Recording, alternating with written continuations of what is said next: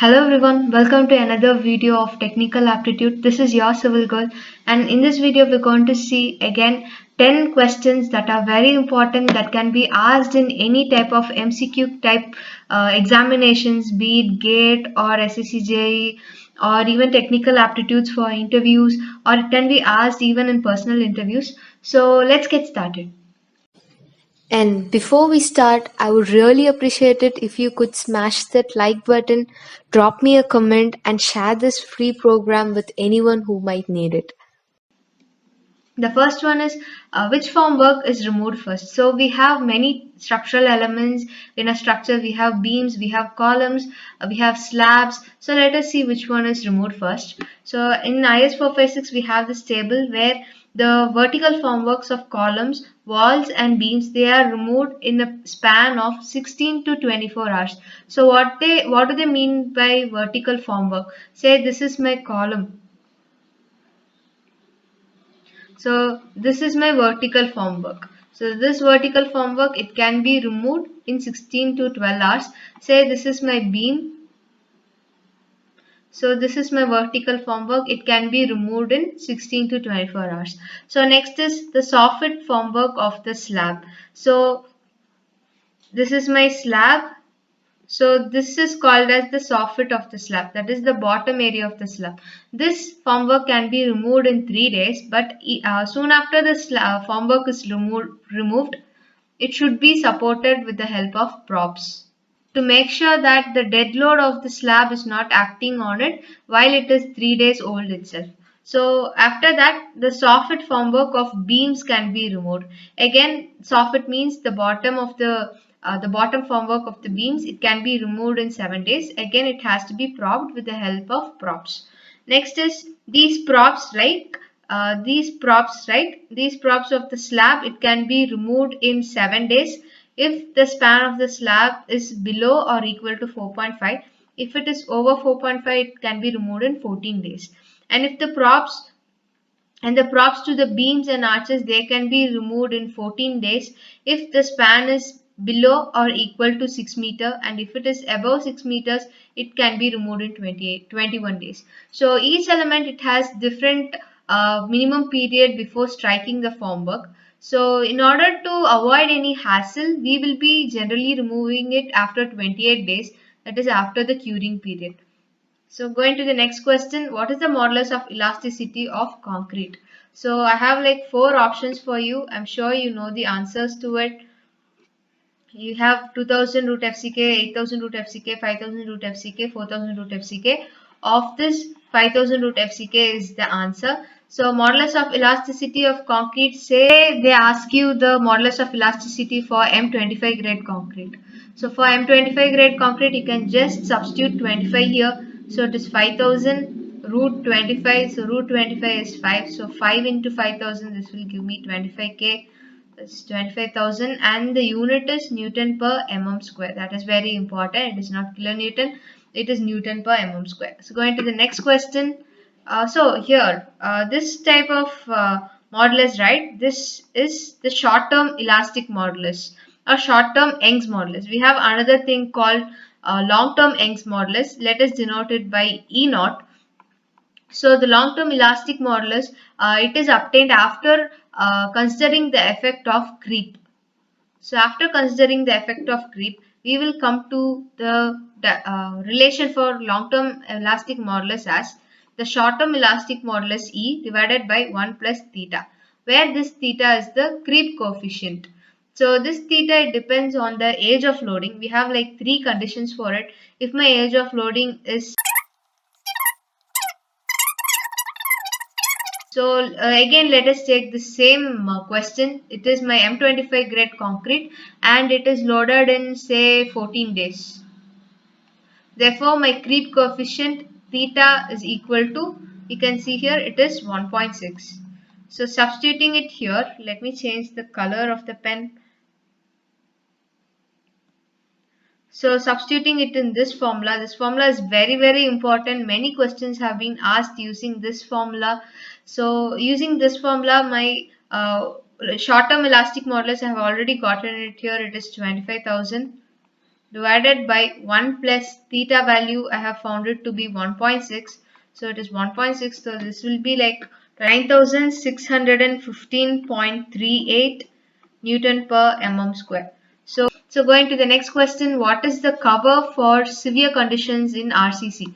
So let us look into all the conditions. We have table 16 that gives us the nominal cover to meet the durability requirements. So we have like moderate, mild, moderate, severe, very severe and extreme. So the nominal cover is, for mild it is 20 mm, moderate 30, severe it is 45, very severe it is 50 and extreme it is 75. something which I kept in mind is I'll keep this order in mind and just 20 in mind. So I'll add 10 to it, it becomes 30. I'll add 15 to it, it becomes 45. So I have added 10 here, I have added 15 here. So what is the difference? It is 5. So I'm adding the difference here, it becomes 50. What is the sum of these both? It is 25. So adding the 25 to the last number, it is 75. So this is how I keep in mind. You can keep anything in mind.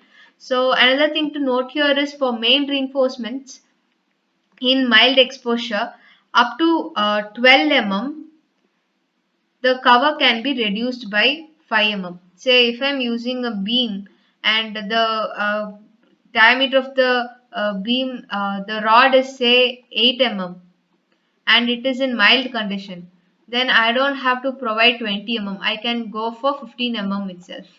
That is what this says. To the next question, what is the minimum cover for columns? So let us see the minimum cover. It is 40 mm for columns.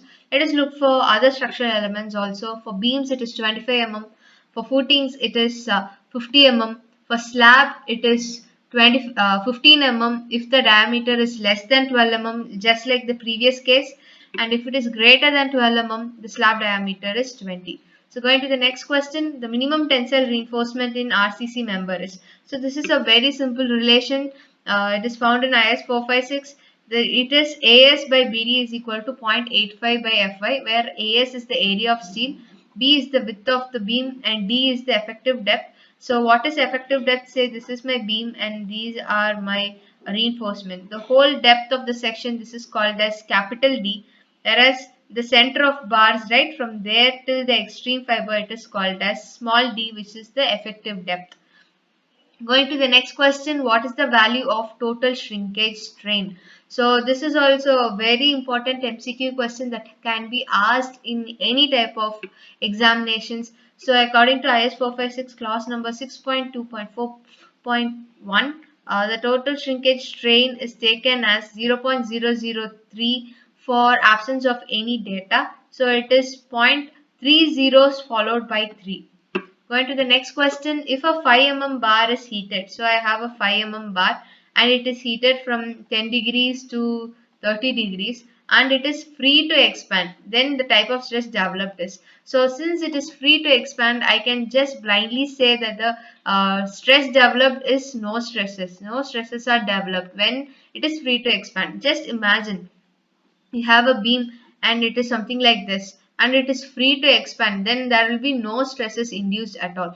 Whereas you have a beam and it is like this and you have something to block it here. So when it expands, it is restricted and in one direction. Therefore, stresses will be developed inside. So if it is not restricted, if it is free to expand, then no stresses will be developed. Go to the next question. What is the density of steel? So the density of steel is 7850 kg per meter cube.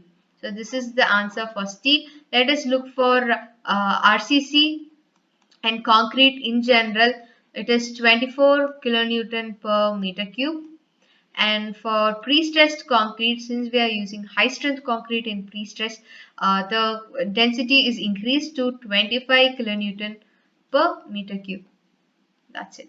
So it is going to the next question. What is the weight per meter of 12 mm bar?